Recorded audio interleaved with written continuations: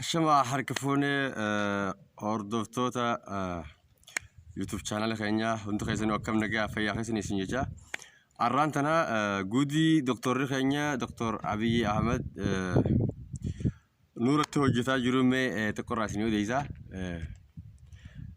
دكتور أبي جين أكمل اسم بيتن خطر عن نقودان بيتنا خينيا رتي وان أدى يا دودان أدى نقودان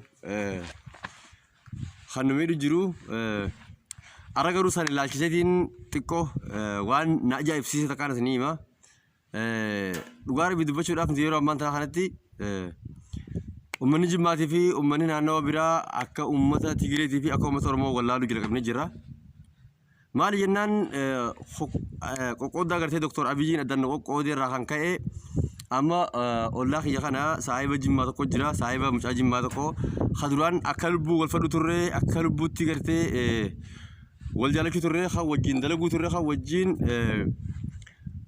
واحدو دلقو ترى تدو أما غرو ديبي أكتيجرت نلال يركبه أكتيجرت نلال يركبه غرو إني خيسا خيمبي أخو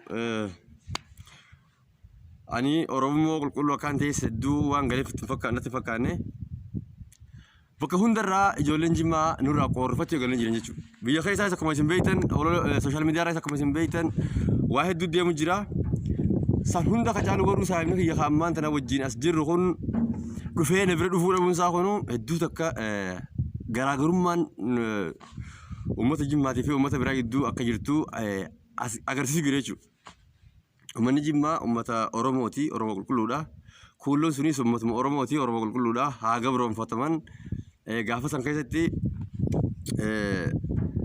gartee sirna bulchiinsa mootii abbaa jifaariin haa gurguramanii gurguraaf haa qophaa'anii malee isaanis oromoo qulqulluu turanii ta'us garuu dilena nuti oromoo taanee nuti dhiiga tokko taanee haala kana fakkaatuun addaan qoqqoodamuu keenya kun hedduu takka waan nama ajaa'ibsiisaati. Dhugaan isinii himaa yeroo ammaan tanaa kanatti bakka hundarraa ijoolleen hargee keessaa ijoolleen hargee ijoolleen arsiitii fi ijoolleen jimmaa akka gartee hantuutaa fi bashootitti walirraa eeggatan wal sodaatan jechuudha. Kun kan ka'ee dhiibbaa Dr. Abiyyiin sirna siyaasaa keessatti gaggeessaa jiruudhaan jechuudha. Maaliif jennaan Dr. Abiyyiin ani jimmaadhaa. Jimmaan qoftiinuu dhiibbaan irra geessunirraa deebiftijee Dr. Abiyyi afaan isaatii baasee waan dubbateef uummanni kunis akkasitti ilaalee uummanni kun jechuudha uummanni jimmaa qulqulluun nagayaatis akka Dr. Abiyyi sanii fudhatee uummata kaanirraa adatee jira jechuudha. Akka waan uummanni hargeedhaa Dr. Abiyyi kana hin jaalanne yaadadhaa waan takka gaafa Dr. Abiyyi aangoorra horu gaafa Dr. Abiyyi sireerra ol keenyu uummanni keenya guutuutti Oromiyaan guutuun dhiisiiti Itoophiyaan guutuun akka rakkaatee dhaabbate jechuudha akka mixeetti gammachuun keenya sangasoota akka ture jechuudha. Maaliif nuti ilma dhugaa seeneetiti ilma sabaaf yaadu seenee ilma ayaa seenee jala utaalu ture jechuudha. Inni garuu deebi'ee nu ganee dhuga inni haa nu ganu. Uummanni jimmaa homaa nu gana. Uummanni jimmaa maaliif nu gana? Nuti Oromoo qulqulluudha. Isaanis Oromoo qulqulluudha. Nutis gabroonfamnee turre. Isaanis gabroonfatamanii turan. Bara 150 caalaa wajjin gabroonfamaa turre. Har'a deebi'anii maaf nurraa qorrifatan? Sirna siyaasaatiifi? Waan Oromoon ta'iniifi? Moo isaan waan Oromiyaa irraa kophaan muramanii akka Eertiraatii fi akka Itoophiyaa ta'uu fedhaniifi? An kana gaafii hayyoota keenyaaf hin dhiisa. Isaan haa itti ilaalanii. Ana kana fakkaatu garuu uummanni uummata irraa kophaa muramuu hin qabu. Uummanni uummata irraa adda bahuu hin qabu. Saahibni saahiba irraa adda bahuu hin qabu. Oromoo qulqulluu waan ta'aniif saahibni saahiba irraa adda bahee jiraachuun haadha ilmaan addaan bahuun dhiifamaa jidduutti waan addaan kutamee fi haadha ilmaan addaan bahuun soddoodhaan addaan muramuun sababa siyaasaa Dr. Abiyyiitiif jecha qofa jechuudha. Sirna siyaasaa keessatti namtichi tokko yoo sabaaf hin yaadne yoo sabaaf waan toltu tokko hin yaadne akkuma achirra kaayame sanitti achirraa fuudhamee lafa kaa'ama. Habira dhaqee bakka bu'a. Yoo kaan gara filannaatiin yoo kaan gama dhiibbaa siyaasaatiin ka'ee bakka bu'a. طيب دكتور أبي يوفى خنا أول وقاس الدموع نبلشوا شنتما نبلشوا قروا حكاسين نبلشوا دندو يو خران أورمو في أورميان فلتك أوفى يلا ديمير وان سنجيران دكتور أبي نبلشانيس وان قومكم عندنا ديامين قومكم وان فكاني وان تاني خنا لا وليف قال طيب دكتور أبي يرى ما ترى خلتي أمتك إن خفيت سيسا جرو إيسا خفيت أجرو إيسا سرنا سياسة ديجو دي دكتور أبي إنه ما تو أكها إلى مارم شالا ولا لما إيسا خا أمتك غير جرو إيسا أكها إلى مارم شالا أمتك إن خميد أجرو إيسا مختار خدير شالا أمتك إن خميد أجرو دكتور أبي نبيتن إفا نفت طيب نمر تقو إيجا بيجبلشو دبي إيجا بيجبلشو قرتي الله ديمي أولو فمالي بيجخيس من خيس تريفتشو إيجا دبي وما تدرى خوقب خسري خرايفات كرو أمني جماتيس دكتور أبي جوجيني أكستي قرتي وثاني خجوهن لغار بيان نتفكاتو أكان يادو خنتي أكان الله خنتي أمني خني فول درسا أكل ليبيا فأكان تاني شكو جيران أكا أمة السودان كي باتا كون فينا شكو جيران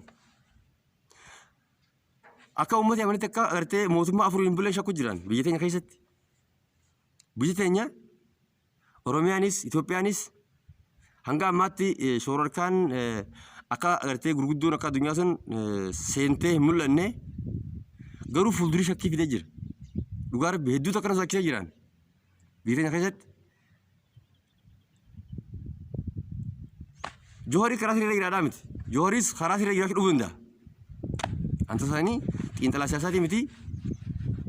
Garuu akkaan laalee harkutti Jooharis karaa sirrii ni jira jeetis jechuun murteessuu hin danda'u hin jiru jeetis murteessuu hin danda'u maaliif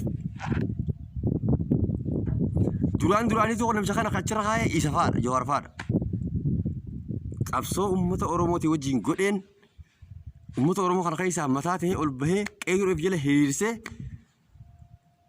namicha kana kachira kaayee Johaar Maamman faadha. Taayib har'a garagalanii isa kana maqaa gurraachomsanii maqaa dibanii haayoo ifiitiif jecha namicha kana gartee maqaa balleessanii akka uummanni kun qoqqoodamu kan godhu jiru isaanii tokkommaas. Isaanis hegeree Oromiyaa ilaaluu qaban. Hayyoonni keenya akka Dr. Baqqalee Garbaa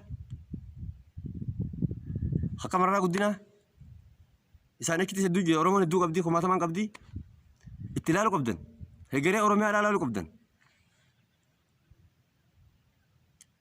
Oromiyaan akka uummata Yemenitti akka mootummaa afuriin hin bulle hadaraa rabbi akka uummata Liibiyaatti akka mootummaa sadii fi afuriin hin bulle akka uummata Sudaan kibbaatti akka gartee gosaan wal qoodanii wal hin fenne itti yaada beektonni keenya hayyoonni keenya itti yaada uummanni jibmaa hedduutu akka nurraachi kophaa qorfataa jiran hayyoonni siyaasaa tokkollee deemanii chakkii dhaquu hin danda'an yoo dhaqan dura bahan maallaqaan bitamanii Abiyyiin nama maallaqaan jaaree fakkeenya fudhadhaa. Ijoollee uummata dheengaddaa ijoollee gartee Duubaayitti isatti gartee mormii kaaftee ijoollee biyyarraa qabsiisee achirraa qabsiisee galchisan guututti lafa hiree fi jaan haa hiruu fi dhugaa ilmaan Oromooti. Fedha ilmaan xiyyaallaa isaanii haa hiruu fi lafti sunoo ta'e eenyuuti. Isaan sanoo maaliif bituun barbaachise ijoollee san bituun maaliif barbaachise. Akka namni kun adda qoqqoodamee wal cicciree biti teenya tun buxunxul dhaawamtee addunyaan irraa haasoftuuf akka uummanni keenya qulqulluun kun wal fixuuf kun ifa beekamaadha. Maaliif barbaachisa kun? Faayidaa dhuunfaa ifiitiif jecha uummata bal'aa kana fiqisiisuu fi wal fiqisiisuuf maaliif haroorfatame? Maaliif itti yaadame kun? Dhugaa rabbi egereen Oromiyaadhaa hedduutu akka nama yaachisaa hayyoonni keenya bakka jirtanii itti yaaduu qabdan warri siyaasaa karaa dabaatti ofu jirtanis ifa eeggadhaadha warri dhuunfaa mataa keessaniiti jecha siyaasaa karaa taanii yaadu jirtan piliis ifa eeggadhaa paartilee hundarraa waan isiniif hin himan garaanuu ni beeka abbaa biyyaa beeka abbaa gartee dhugaarra deemu garaanuu ni beeka.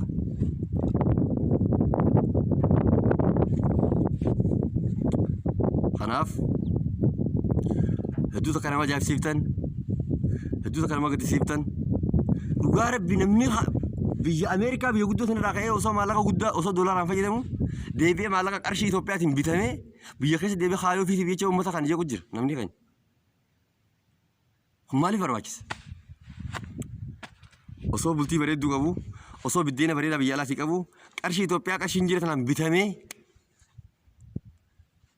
maaliif uummata keenya irra duuluun barbaachise? Uummata keenya addaan qooduun maaliif barbaachise? Jimmaa fi Arsii maaliif addaan qooduun barbaachise? Jimmaa fi Harargee maaliif addaan qooduun barbaachise?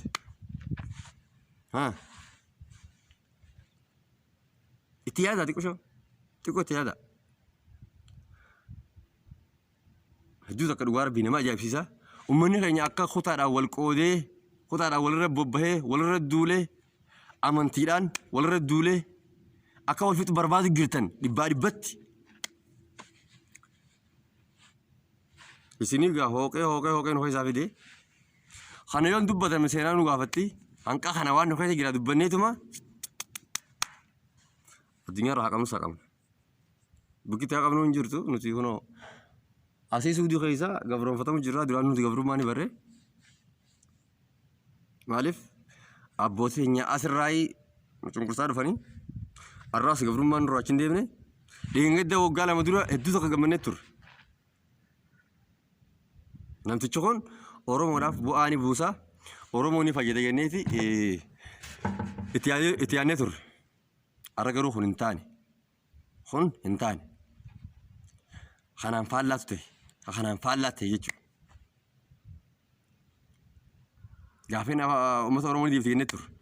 Afaan Oromoo afaan federaalaa ni taajee hoggusan afaan isaatiin dubbatee ture namicha kun. Finfinneen handhuura Oromiyaatti taatijii afaan isaatiin labsee ture namicha kun. Hojiitti hin jijjiirre. Diredawaan Oromiyaa jala deebiteeti godina Harargee bahaa jala bultii je'ee ture. Hin goone. Hedduudha gaaffiin uummata Oromoodha. Lafti qotee bulaa Oromoo naannoo Finfinneedha. Saamamuu hin dhaabne ittuma jirti maas. Masginni gubachuu jira. Bataskaanni gubachuu jira. Maaliif barbaachise? Maaliif barbaachise? Uummata warra duulchisuun maaliif barbaachise? Fedhinnaa ifiitiif jecha uummata warra duulchisuun maaliif barbaachise?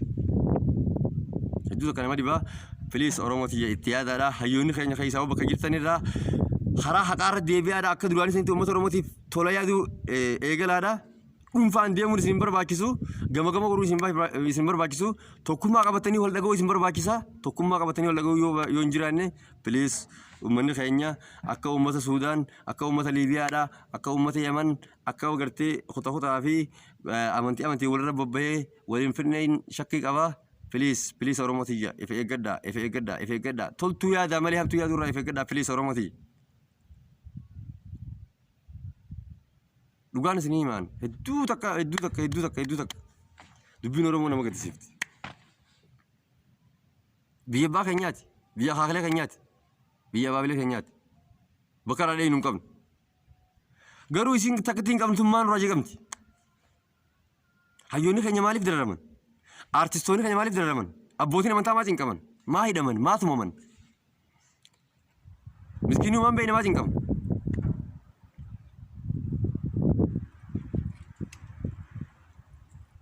Maaliif barbaachisa? Yoo sammuu qabaate dargaggootaas karaa qabsiisuu utuu maallaqaan bituu hin taane hojii uumee fi hojii isa karaa hojii irra kaayuu. Yoommoo godhuu hin dandeenye duraa maquu yoo manni humna isaatii ol ta'e duraa maquu khalaas. Amma numaatu gisee nagoo kaleessa mootummaan Doonaald Tiraamp akka waan isa deeggaru jiruuti. Doonaald Tiraamp tafiitiifuu waggaa afranaan qorra yoo kana guututti osoo takkaa nagee yaadini osoo addunyaa keessa deemee addunyaa waliin tuttuqu osoo uummata Ameerikaa keessatti deemee uummatuma Ameerikaa kanaa wanta jedhu as ga'e. Deebi'ee qalee kunoo mootummaa Ameerikaatu na deeggare mootummaa Ameerikaatu gartee deeggarsa maarree nuuf fuudhuuf deema kana jaa. Nuti mootummaa Ameerikaatii wajjin wanta jechuun barbaanna. Uummanni Ameerikaadhaa bara uummata bara dhibba meeqa bara bilisoomee jiraachaa jiru.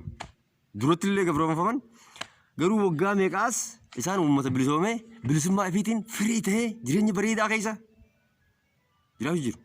Nuti yoo maaliif nurraa barbaachisaa inni wajjin dorgomuun?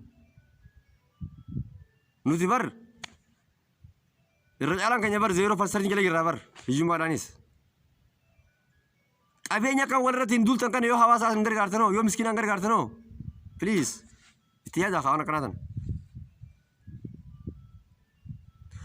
Akkasitti hedduu haasawni nama barbaachiftu Oromoon bakka jirtu waan akkana kan firraa eegaadha. Oromiyaadhaaf tolee yaaduu malee hamtuu yaadinaadha. Rabbi Oromiyaa keenya takka haa godhu. Oromoo Rabbi takka haa godhu. Rabbi wal nu haa dhageessisuu nu kana tolee Rabbi nu haa godhu. Hayyoonni keenyas waan kana agartee irratti walii galaatii wal dhagaati. Kanaaf qorra deemaan isiniin jaa.